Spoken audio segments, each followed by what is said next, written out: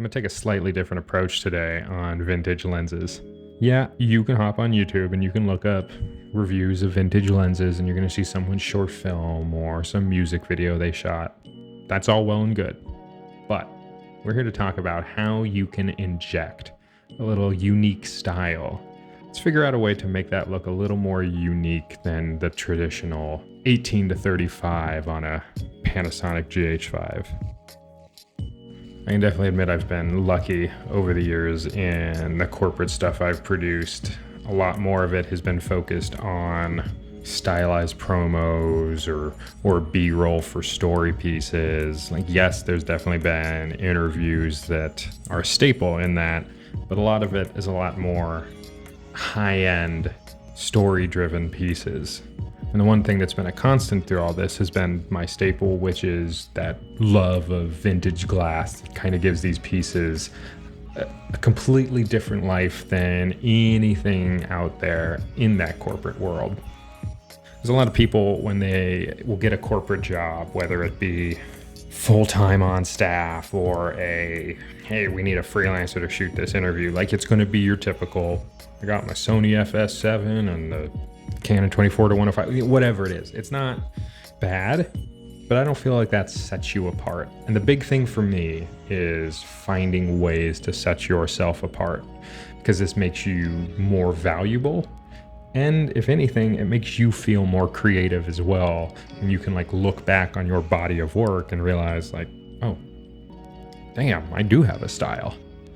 The biggest thing for me is that I'm always trying to find a way for my stuff to stand out. If you light it properly, you learn to expose properly, and throw on some unique lenses, you're gonna get a look that really is unmatched within a corporate environment. And that is what sets you apart and sets your work apart. Now, from there, you can go on, you can get your freelance gigs, or you can keep climbing a ladder within a corporate video team, going on to bigger, greater companies. And if anything, it all started with just finding some vintage glass. I know that's simplifying the process for sure.